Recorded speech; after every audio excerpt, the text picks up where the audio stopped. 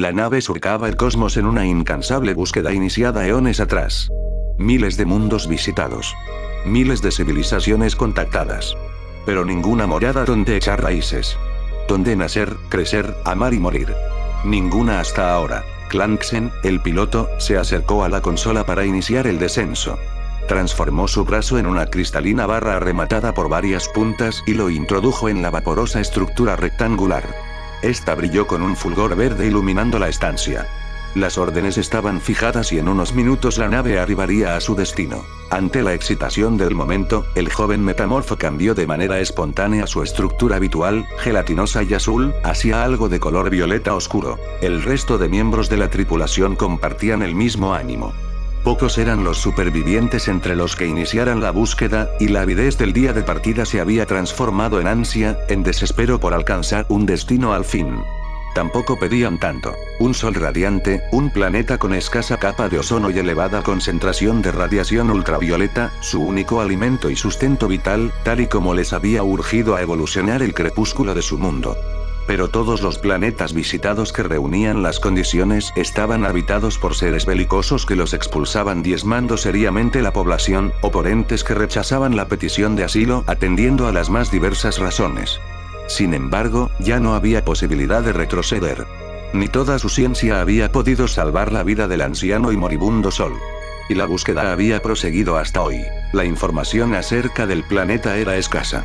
Su avanzada tecnología tan solo les había permitido descubrir que cumplía las necesidades requeridas. La proximidad les había permitido una investigación más exhaustiva. Extrañas ruinas conformaban los restos de lo que pudieron ser las construcciones de sus antiguos moradores, y los expertos sospechaban que un cataclismo medioambiental había irrumpido devastando su civilización. Pero lo que más les inquietaba era que los actuales habitantes no parecían hacer nada. Solo se desplazaban erráticamente.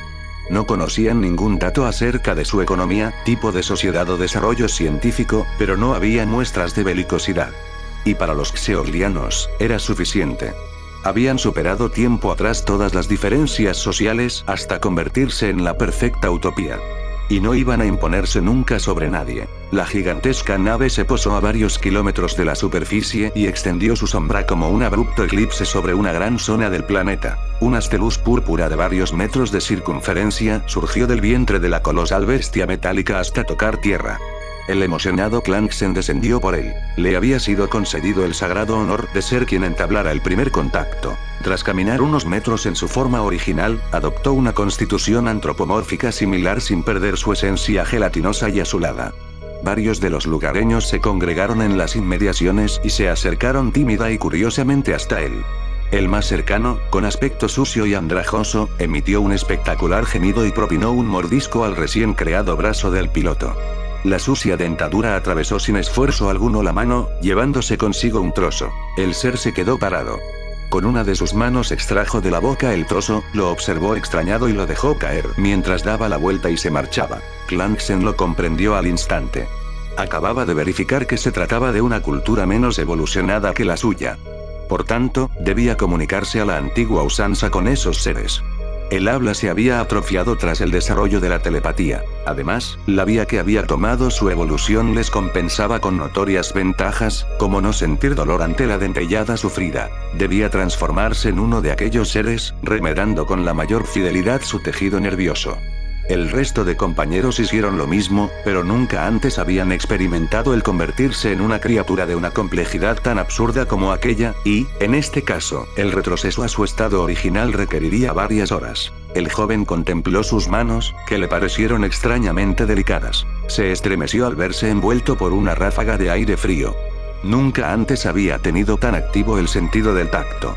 Le asaltaban innumerables olores, y se iba familiarizando con la sensación de luchar contra la gravedad en lugar de dejarse llevar por ella.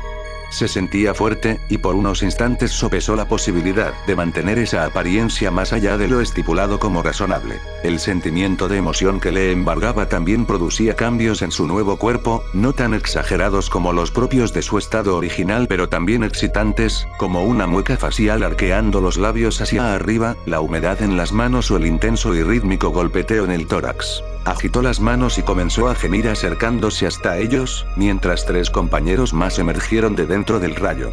El nativo se detuvo y dio media vuelta alertado por el ruido. Algo parecido a una sonrisa como la del visitante se dibujó en su rostro, viendo cómo este agitaba las manos aún más, hasta acercarse tanto que casi estaba a punto de tocarle. Ante su sorpresa, le sujetó con firmeza una de las muñecas.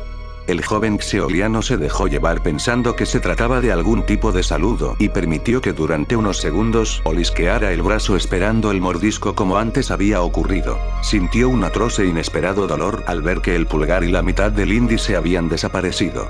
Atemorizado, se dejó caer al suelo mientras observaba cómo su mano sangraba en abundancia. El atacante tragó, se relamió y comprobó con estupor y satisfacción cómo, desde lo más profundo de su ser, regresaba el ansia por la carne fresca, el impulso de anular toda forma de vida. Una voz interior acallada por siglos de abstinencia. Clanksen se puso en pie con esfuerzo justo para volver a caer ante el empujón de la criatura, que comenzó a morder con desesperación su pecho para después pasar al cuello. El metamorfo gritó con todas sus fuerzas mientras su cuerpo se retorcía con violentos espasmos. Parte de su cuerpo volvió a su estado original, confiriéndole un aspecto grotesco, mezcla de las dos razas. Y, finalmente, los temblores cesaron y la vida dejó de habitar en su cuerpo. La bestia no pudo finalizar el banquete en esas condiciones. No era de su agrado, así que fue directo hacia el chorro de luz, siguiendo a la horda de sus compañeros. Xeolia, la más antigua y sabia de las civilizaciones que hubiera conocido el universo, se precipitaba a su extinción. El eterno éxodo había tenido un desenlace brusco, inesperado y doloroso, muy doloroso.